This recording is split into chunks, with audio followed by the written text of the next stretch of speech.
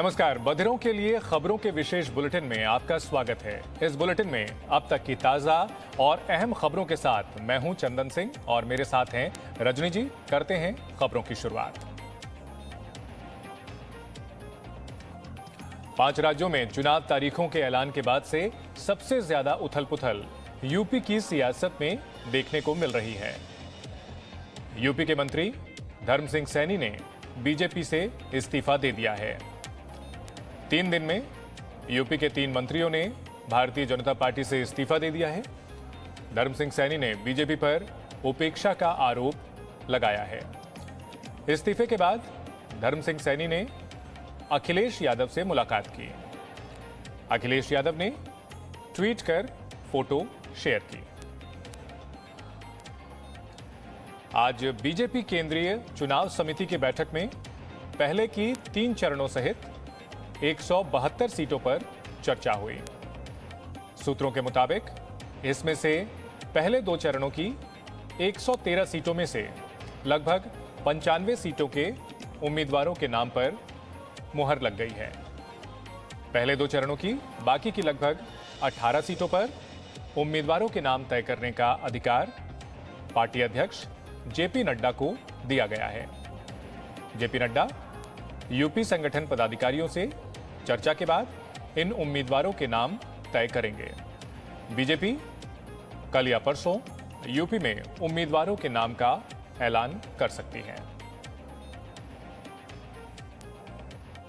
आज की इस बैठक के माध्यम से जो 172 सीटों को लेकर चर्चा हुई बहुत सार्थक हुई और भारतीय जनता पार्टी शानदार विजय, जैसी विजय हमने 2017 में प्राप्त की थी उससे भी शानदार विजय हम 2022 में प्राप्त करेंगे।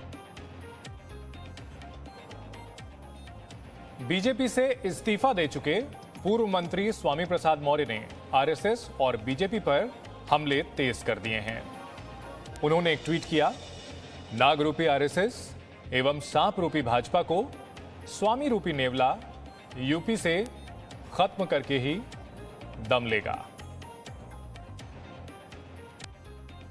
जो दूसरों का हक निगले, जो अनुसूचित जात जनजाति का आरक्षण अजगर की तरह निगल जाए, जो पिछड़ों का आरक्षण सीधे सीधे मस्त होकर के चट कर जाए, स्वाभाविक रूप से ऐसे नाग रूपी आरएसएस और सांप रूपी भाजपा को स्वामी रूपी नेवला उत्तर प्रदेश की धरती से खत्म करके ही दम लेगा।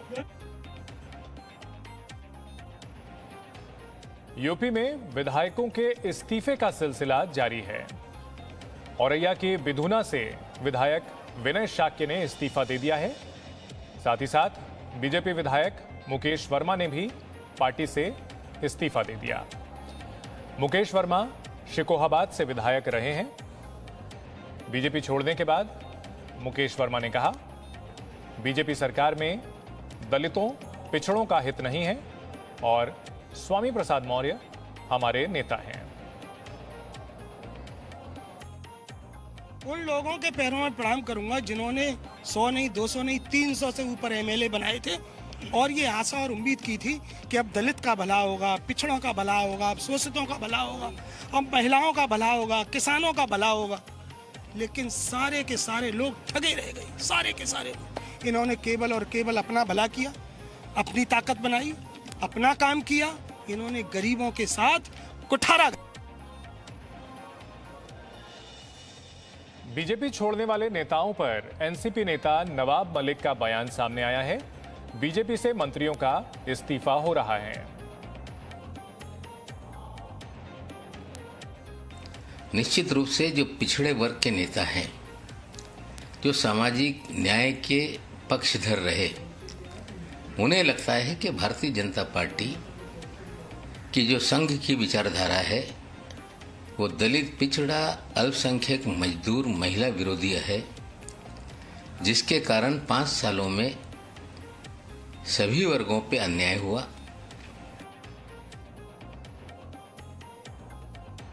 गठबंधन फॉर्मूला तय होने के बाद समाजवादी पार्टी और आरएलडी के प्रत्याशियों की आज पहले लिस्ट आ सकती है। जानकारी के मुताबिक 73 सीट पर उम्मीदवारों का ऐलान होगा। यूपी चुनाव के लिए कांग्रेस ने अपनी पहली लिस्ट जारी कर दी है। 125 प्रत्याशियों की लिस्ट में 50 महिलाओं को रखा गया है। प्रियंका गांधी ने कहा, लिस्ट में ऐसी महिलाएं हैं जो संघर्षशील हैं और यूपी में नई राजनीति की शुरुआत करेंगी। लिस्ट में 50% युवाओं को भी रखा गया है। हमने प्रयास किया है कि संघर्षशील और ऐसे प्रत्याशी हों जो एक नई राजनीति का पहल करें पूरे प्रदेश में। इसमें इस सूची में 40% महिलाएं हैं और 40% युवा भी हैं। दिल्ली के स्वास्थ्य मंत्री सत्येंद्र जैन ने कहा, अस्पतालों में डेली एडमिशन बढ़ नहीं रहे हैं। साथ ही उन्होंने कहा कि लॉकडाउन लगाने का हमारा कोई विचार नहीं है। स्वास्थ्य मंत्री ने लोगों से मास्क लगाने की अपील की। कहा, फेस लॉक करके घर से बाहर निकलें। साथ ही बताया कि मरने वाले ज्यादातर लोग गंभीर बीमारियों से ग्रसित हैं। पिछली बार की तुलना में संक्रमण माइल्ड है। कि दिल्ली के अंदर पिछले 4 दिन से जो एडमिशन्स थे अस्पतालों के अंदर, वो अब लगभग उतने ही एडमिशन रोज हो रहे हैं। पहले क्या था कि डेली बढ़ते जा रहे थे, 100 थे, फिर 200, फिर 300, फिर 400, फिर 500, ऐसे बड़ी तेजी से बढ़ रहे थे। अब वो एडमिशन का रेट बढ़ना बंद हो गया।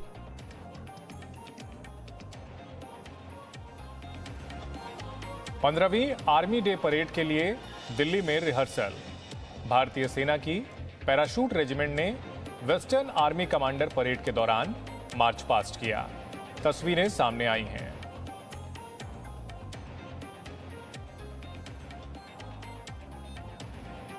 Khadi and village industries commission ने हैंडमेड पेपर से बनी चप्पल की बिक्री शुरू की है। काशी विश्वनाथ मंदिर पहुंच रहे श्रद्धालुओं के लिए कल इसे मंदिर से लॉन्च किया जाएगा। इससे काशी के भक्तों को सुविधा होगी और हैंडमेड पेपर को बढ़ावा मिलेगा।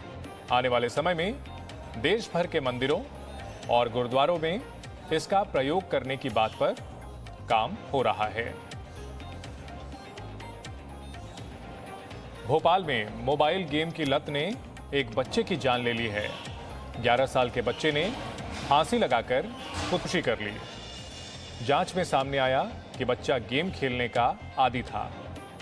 वो लंबे समय से गेम खेल रहा था, जिसके बाद ऑनलाइन गेम्स पर मध्य प्रदेश में एक्ट लाने पर चर्चा हो रही है। प्रदेश के गृह मंत्री नरोत्तम मिश्रा ने बयान दिया और कहा कि ड्राफ्ट तैयार हो चुका है। तो हमारे फायर गेम है, ये दुखद घटनाएं हो रही हैं, इन पर लगाम लगाने के लिए हम ऑनलाइन गेमिंग का एक एक्ट मध्य प्रदेश में लेके आ रहे हैं।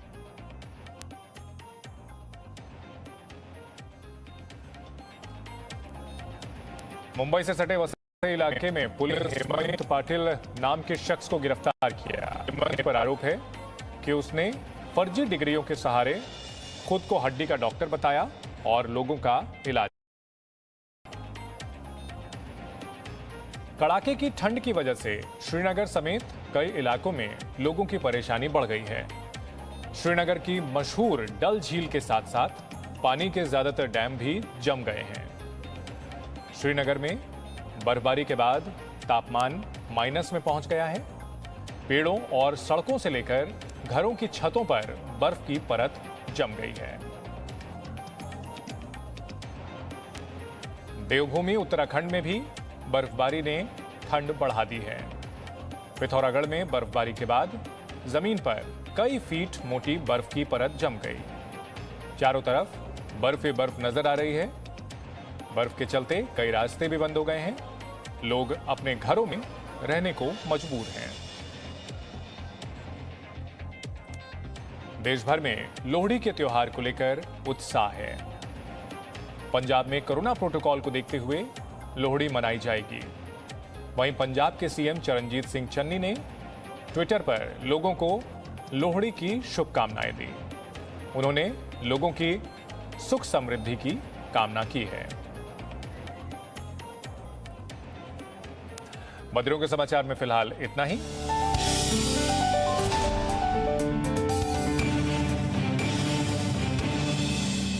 Presenting B News app, available on Google Play and App Store. Download it now.